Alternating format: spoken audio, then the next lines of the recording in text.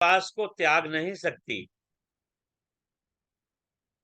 पर्वत पुत्री होने के कारण पर्वत की पुत्री हूं, और मैं तो वैसे भी जड़ हूं, एक तरह से पर्वत जड़ होते हैं। तो मैं तपस्या करने से भी घबराती नहीं। देवर्षि नारद ने तो मेरा परम हित किया है। मैं अपने परम गुरुदेव देवर्षि नारद के वचनों की अवहेलना नहीं कर सकती। मुनीश्वरों, आपने गुणों के आधार पर श्री हरि नारायण को श्रेष्ठ और शिव जी को गुण रहित बताया है, किंतु सदा शिव तो भक्तों के लिए अवतार धारण करते हैं, दुनिया को प्रभुता दिखाते ही नहीं है अपनी। इसी कारण हर आदमी अपने धर्म, जाति और कुलीन आदि से उनके तत्व को समझ नहीं सकता। पार्वती जी कहती हैं, महादेव अवगुण भवना, विष्णु सकल गुण धाम, जेहि कर मनोरम जाहि सना, तेहि सन काम। मुझे तो मेरे गुरुदेव ने अति कृपा करके बड़ा ही उत्तम मार्ग दिखाया है, जिससे कि मैं शिव के तत्व को समझ गई हूँ। हे ऋषियों, यदि भगवान शिव के साथ इस जन्म में मेरा विवाह नहीं भी हुआ, तो मैं फिर से जन्म लूंगी और सदा शिव को प्राप्त करने के लिए कठिन तपस्या करूंगी। सूर्य चाहे इधर से उधर हो जाए, किंतु मेरी प्रतिज्ञा अटल रहेगी। इतना कहकर माता पार्वती चुप हो गई। सप्तऋषियों ने उनका दृढ़ संकल्प देखा, तो सभी ने आशीर्वाद दिया, और वहां से वो शिवलोक को चले गए, बाबा भोलेनाथ के पास लौट गए। सप्तऋषियों ने जाकर पार्वती जी का सारा वृतांत बाबा भोलेनाथ को सुनाया, और फिर सप्तऋषि भी अपने लोक में चले गए। इसके बाद स्वयं महादेव जी एक दंडी ब्राह्मण का रूप धारण करते हैं और माता पार्वती के पास आते हैं। तब श्री पार्वती जी को ब्रह्मचारिणी के रूप में देखकर प्रसन्न होते हैं, और इधर श्री पार्वती जी भी ब्राह्मण वेशधारी शिव जी को देखकर प्रसन्न हुई, और का आदर सत्कार किया, उनका आपाद्य अर्घ्य आचमन से पूजा किया, फिर फल फूलों की भेंट करी उनको, और बोली कि हे विप्रवर, आप कहाँ से पधारे हैं, आप कौन हैं? यह सुनकर ब्राह्मण बोले, अहमिच्छाभिगामी च वृद्धो विप्रतनु सुधी, तपस्वी सुख दो अन्येषा मुपकारी न संशय। हे देवी, मैं वृद्ध ब्राह्मण, अपनी इच्छा अनुसार चलने वाला एक तपस्वी हूँ, दूसरों को सुख देने वाला और उनका उपकार करने वाला हूँ, इसमें संदेह नहीं। हे देवी, आप कौन हैं, किसकी कन्या हैं, और यहाँ किस लिए तप कर रही हैं? यह सुनकर पार्वती जी कहती हैं कि हे ब्राह्मण देवता, मैं तो महाराज हिमालय की पुत्री पार्वती हूँ। अपने द्वारा कामदेव को भस्म करके शिव जी मुझे त्याग कर कहीं चले गए हैं। तब उनके चले जाने पर मैं कष्ट से उद्विग्न हुई, यानी पीड़ित हुई हूँ, और तप के लिए दृढ़ होकर पिता के घर से गंगा के किनारे आ गई हूँ। बहुत समय से कठोर तपस्या करने के बाद भी मेरे आराध्य, मेरे प्राण वल्लभ सदाशिव मुझे प्राप्त नहीं हुए। इस कारण मैं अग्नि में प्रवेश करना चाहती थी, किंतु आपको देखकर क्षण मात्र के लिए मैं रुक गई। अब आप जाइए, शिव जी मुझे अंगीकार नहीं कर रहे हैं, इसलिए मैं अब अग्नि में प्रवेश कर जाऊंगी। मैं जहां जहां जन्म लूंगी, वहां भी शिव जी को ही वर रूप में प्राप्त करने के लिए तपस्या करूंगी। इस प्रकार कहते हुए पार्वती जी ब्राह्मण के देखते देखते अग्नि में प्रवेश कर गई, किंतु श्री पार्वती जी के अग्नि में प्रवेश करते ही अग्नि चंदन के समान शीतल हो गई। यह देखकर ब्राह्मण बोले, देवी जी, तुम्हें तो आग भी नहीं जलाती है, अब आप अपना मनोरथ बताइए। पार्वती जी कहती हैं, ब्राह्मण देवता, मैं तो मन कर्म और वाणी से भगवान शंकर को, बाबा भोलेनाथ को पति बनाने का निश्चय कर चुकी हूँ। मैं जानती हूँ कि ये कठिन है, फिर भी मेरा उत्साह जो है वो कम नहीं हो रहा है और मेरा मन तपस्या में जुड़ा हुआ है। यह सुनकर ब्राह्मण के रूपी शिव जी कहते हैं कि हे देवी, तुम जिस महादेव को चाहती हो उन्हें गुरु कृपा के द्वारा मैं भली प्रकार जानता हूँ। कैसे पति को तुम चाहती हो?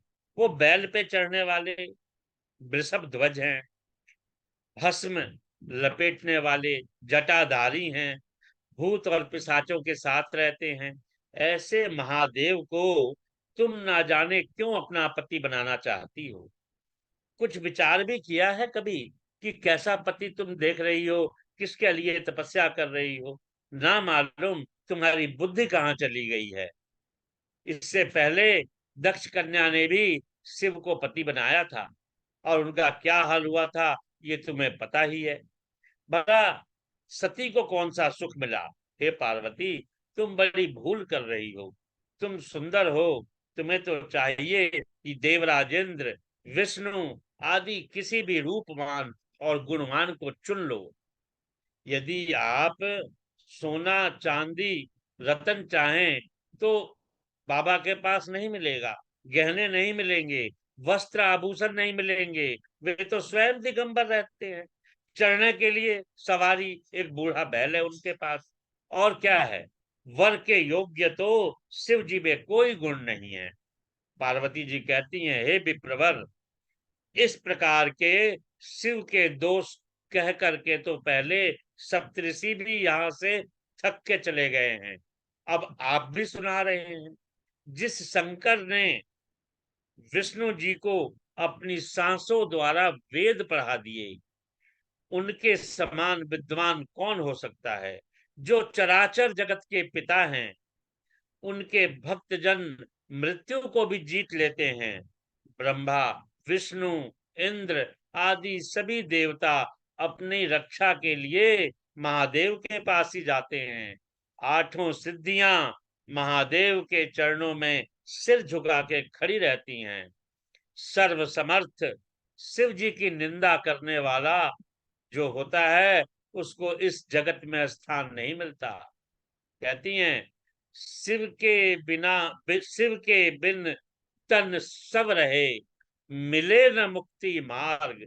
शिव देवों के देव हैं, शिव जी शक्ति प्रतिरूप। अब तो मैं आपकी पूजा कर चुकी हूँ, आराधना कर चुकी हूँ, इसलिए मैं आपके द्वारा शिव जी की निंदा स्वरूप किए गए इस अपराध को क्षमा कर देती हूँ। आगे भूल के भी मेरे सामने शिव निंदा मत करना। पार्वती जी कहती हैं, मुझे पूर्ण विश्वास मेरे महादेव पर है, वे मेरे मनोरथ को अवश्य पूर्ण करेंगे। श्री पार्वती जी ऐसा कह के चुप हो गई और महादेव के ध्यान में लग गई। तब विप्रवेशधारी भगवान शंकर ने कुछ कहना चाहा, तो क्रोध में आकर पार्वती जी ने अपनी सखी, उनके साथ सखी थी जिसका नाम था विजया, विजया से कहा कि देखो विजया, इस ब्राह्मण को यहाँ से शीघ्र निकाल दो, यह शिव निंदा फिर से करने लगेगा। शिव निंदा सुनने वाले भी पाप के भागी होते हैं। शिव निंदक तो मार देने योग्य है।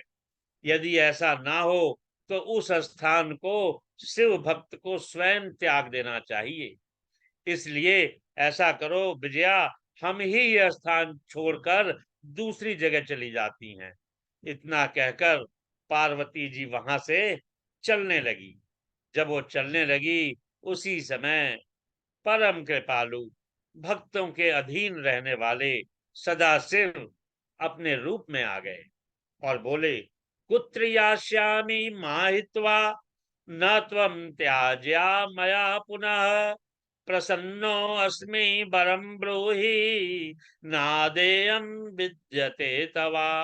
हे पार्वती, हाथ पकड़ लिया बाबा ने पार्वती जी का कहते हैं अब तुम कहाँ चली, मैंने तुम्हें त्यागा नहीं है, अब तुम ही मुझे त्याग रही हो। मैं तो तुम पर बड़ा प्रसन्न हूँ, वर मांगो। हे प्राणेश्वरी, तुम तो अनादि काल से मेरी पत्नी हो, अब किस बात की लज्जा। मैंने तुम्हारी अनेकों प्रकार से परीक्षाएं ली हैं, तुम्हारे समान तो त्रिलोकी में कोई तपस्या करने वाला नहीं है, मैं तुम्हारे ही बस में हूँ।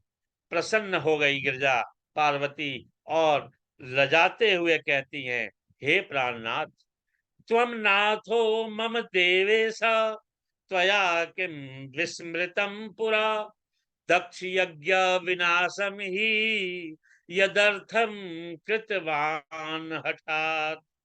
आप तो मेरे स्वामी हैं, क्या आप भी भूल गए कि मेरे ही निमित्त आपने दक्ष के यज्ञ का विनाश कर दिया था।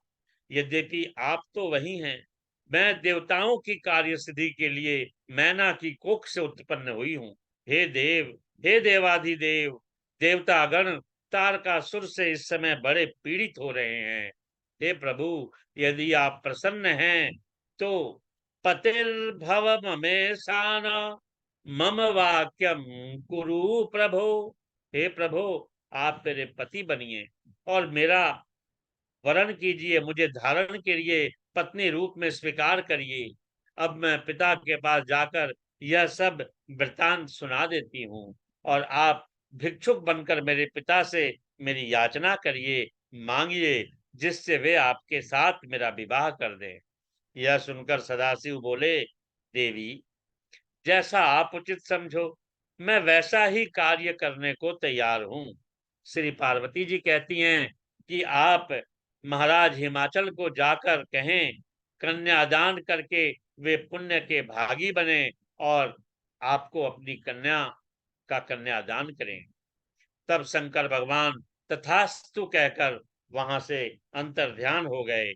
कैलाश जाकर वहां उन्होंने नंदीश्वर आदि अपने मुख्य गणों को ये सारा वृतांत सुनाया और उसके बाद गण आदि भी प्रसन्न हुए और शिव जी भी प्रसन्न हुए। अपने तप की सफलता प्राप्त करके पार्वती जी अपनी सखी विजया के साथ अपने माता पिता के पास चल पड़ी। अब तो हिमाचल और मैना ने जब सुना कि पार्वती आ रही हैं, तो सभी पुरोहित संबंधी मित्र को साथ लेकर पार्वती जी के दर्शन के लिए आगे बढ़कर आए। सब तरफ जय जयकार होने लगी। राजमार्ग में स्त्रियां मंगल कलश लेकर नाचने लगी और सौभाग्यवती नारियां जो थी, सज्जनों, वे हाथों में दीपक सजाकर मंगल गीत गाने लगी। ब्राह्मण स्वस्ति वाचन करने लगे, वेदों की ध्वनि करने लगे। द्विज वृंदैश्च संयुक्ते कुर्वद्भिर्मंगल ध्वनिम, शंख आदि अनेक बाजे बजने लगे। श्री पार्वती जी आती हैं, अपने माता पिता को प्रणाम करती हैं। उन लोगों ने भी उन्हें गले से लगाया, आशीर्वाद दिया। नगर में पहुंचकर अत्यंत प्रसन्न होकर पार्वती जी की सभी प्रशंसा करने लगे। इसके बाद सबकी प्रसन्नता के लिए हिमाचल श्री गंगा जी पर स्नान करने को गए।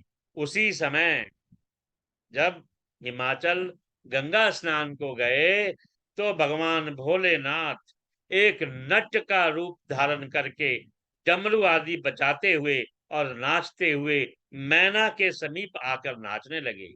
हिमाचल तो चले गए गंगा स्नान को और यहाँ शिव जी नट रूप में आकर नृत्य करने लगे।